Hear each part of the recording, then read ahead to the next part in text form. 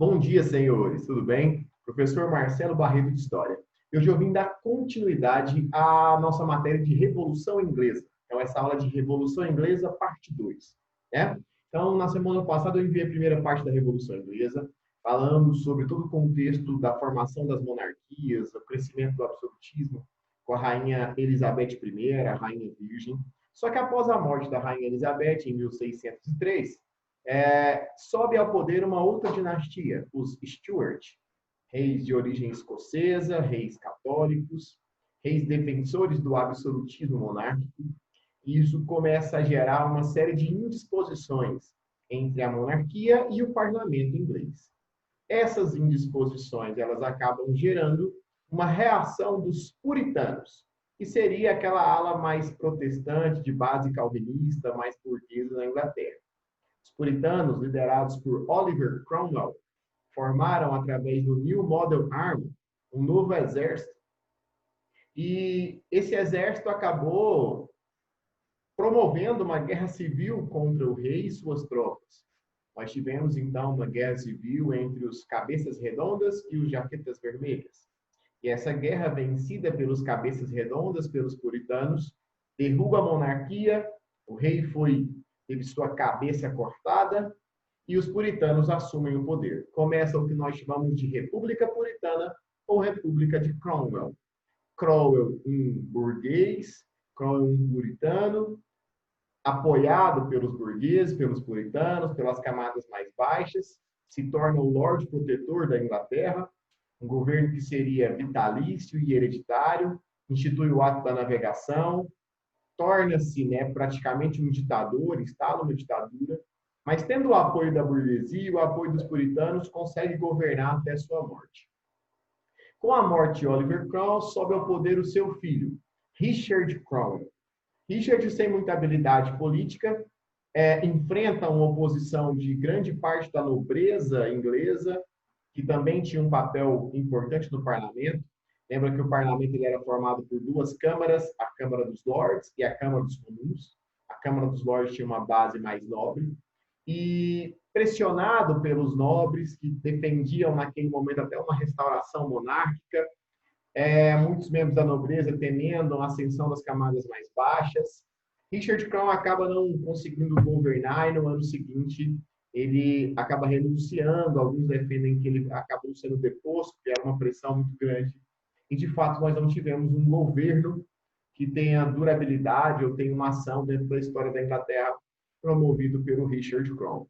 Vamos abrir nossa aula aqui novamente, para que a gente possa dar continuidade àquilo que nós estávamos estudando, certo?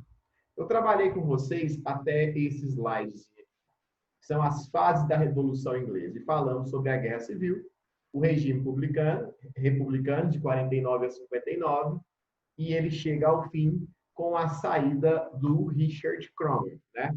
O Oliver Cromwell foi o grande nome dos puritanos dentro dessa fase republicana. Ele não era rei, ele era o Lord Protetor. Mas após sua morte e a deposição de seu filho Richard, nós tivemos uma restauração monárquica, uma restauração de Stuart, a morte de Oliver e a ascensão do seu filho Ricardo, Richard, que renuncia após um ano, fez com que então a Inglaterra tivesse a monarquia restaurada e voltam os Stuart. Senhor, mas voltar como, meu Deus? Ele não foi morto? Não ele, né? Mas voltam os seus herdeiros, seu filho. A dinastia Stuart, com Carlos II, volta a governar a Inglaterra. O parlamento inglês, como eu acabei de falar, ele estava bastante dividido. Uma ala mais conservadora e uma ala mais liberal. Os conservadores eram chamados de Tories e a ala mais liberal era chamada de Whigs. E eles, então, divergiam quanto às suas ideias. Lembra que todo grupo mais conservador ele é automaticamente um grupo mais elitista, mais nobre, mais defensor de uma série de medidas que favoreçam aqueles que já têm a riqueza e o poder nas suas mãos. Enquanto o grupo mais liberal, um grupo normalmente mais reformista, um grupo que defende algumas mudanças, normalmente com apoio ou uma participação maior das camadas mais populares, ou da burguesia, no caso. Certo? O que vai acontecer, meninos? Os Stuart são restaurados, Carlos II sobe ao trono. Carlos II foi um político exímio, teve uma habilidade muito grande para não se indispor com o parlamento, porque ele lembra o que aconteceu com o último rei, né? Que entrou em choque contra o parlamento inglês, inclusive era membro de sua família. Carlos II era católico, antes de morrer ele assumiu isso, mas ele se coloca como se fosse um protestante, persegue católicos na Inglaterra, governa com o apoio da nobreza, que eram quase todos anglicanos, estabelece relações políticas com a França, consegue ali durante grande parte do seu governo manter uma relação até saudável com o parlamento, alguns choques aconteceram, mas não capazes de derrubá-lo. Fecha o parlamento no final de seu governo, mas mesmo assim consegue governar até sua morte. Manteve ali os princípios do ato da navegação, conseguiu balancear a relação entre nobreza e burguesia, não permitiu que as camadas populares tivessem muita ascensão, ou seja, teve um vínculo mais nobre, e não, de certa forma, tinha um discurso de defesa das ideias absolutistas, já que ele mantinha a relação com o parlamento, só no final do seu governo que ele mostra esse caráter absoluto, fechando o parlamento.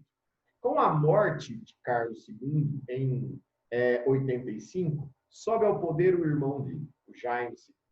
Esse extremamente absolutista e defensor dos princípios absolutos, defensor da teoria do direito divino dos reis, e queria restaurar e não reabrir o parlamento. E isso fez com que o parlamento reagisse. Tanto é que dá uma olhadinha no período de duração do governo do rei Carlos, de 60 a 85, então foram 25 anos de governo. Olha o do rei Jaime, né, do James II, de 85 a 88. Foram só 3 anos. Desagradou a nobreza e a burguesia, suas ações não eram ações que balanceavam dentro dos interesses nem dos Whigs, nem dos Tories, nem dos liberais, nem dos conservadores.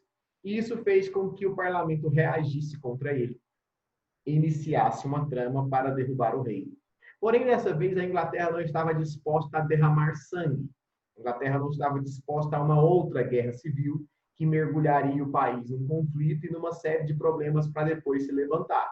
É muito importante nós nos lembrarmos que após uma guerra, até quem vence está fraco.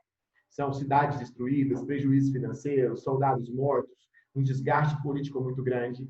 E foi aí, então, que eles deram início a um processo revolucionário que nós conhecemos na história como a Revolução Gloriosa. Isso mesmo. A Revolução Gloriosa ela vai acontecer entre os anos de 1688 e vai terminar em 1689, com uma união entre as bases parlamentares, Whigs e Tories, contra o rei, na verdade, Jaime II. Jaime II tinha uma filha, que era Mary Stuart, Maria Stuart, que era casado com um príncipe holandês chamado Guilherme de Orange, Guilherme de Laranja, e o parlamento oferece para Mary e para o Guilherme, através de um documento chamado Bill of Rights, a Declaração de Direitos, o trono inglês. Ofereceram para eles terras na Inglaterra, na Escócia, palácios. Porém, o rei com medidas, com poderes políticos bastante limitados ou praticamente inexistentes. O grande ideólogo desse processo revolucionário foi John Locke, que viveu na época na Inglaterra o governo dos Stuart. Então, era um cara que, através de suas obras, né, com a ideia do contrato social, com a ideia dos direitos naturais do homem, foi um grande mentor desse processo revolucionário. Então, assim como a Revolução Francesa, por exemplo, tem suas bases muito ligadas às ideias de Rousseau, a Revolução Inglesa, a Revolução Gloriosa, tem suas bases muito ligadas às ideias do John Locke, certo? E essa revolução, meninos, aqui colocando, a Revolução Gloriosa, foi uma revolução burguesa, sem derramamento de sangue. Em 89, Guilherme de Orange aceita o Bill of Rights. O parlamento decide, então, agora definir sobre impostos, exército. Então, o parlamento passa a ter poder. O absolutismo acaba porque o rei Jaime é derrubado e a burguesia assume o poder através do parlamento. A Inglaterra se torna um país onde o rei reina, mas não governa, certo? Então, existe uma superioridade do poder do parlamento sobre o poder do rei. E é implantado os princípios liberais, né? Grande base das ideias que vão construir o iluminismo do século XVIII na Inglaterra. Hoje em dia, quando nós olhamos para a Inglaterra, né, a rainha Elizabeth, da dinastia dos Windsor, nós vemos muitos reflexos disso. Eu acho que a Inglaterra depois passou por uma série de transformações. Mas nós percebemos que até hoje a Inglaterra é uma monarquia, porém uma monarquia onde os reis praticamente não têm ações políticas, né? A Rainha Elizabeth é muito mais um símbolo. Quem governa a Inglaterra é o parlamento, quem governa o parlamento é o primeiro-ministro.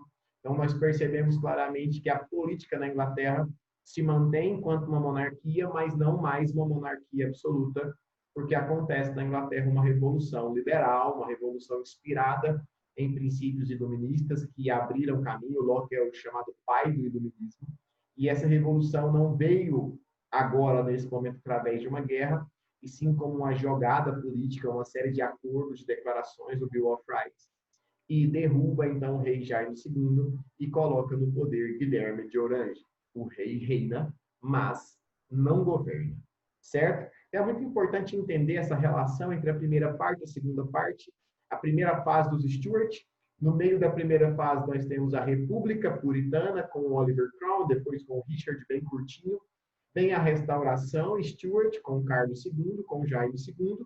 Jaime II, na tentativa de restaurar o absolutismo, sofre a Revolução Gloriosa, ele é derrubado e nós colocamos o poder o Guilherme de Orange, que assina o Bill of Rights, aceita as limitações de seu poder e a Inglaterra se torna uma monarquia parlamentar, onde o rei reina, mas não governa.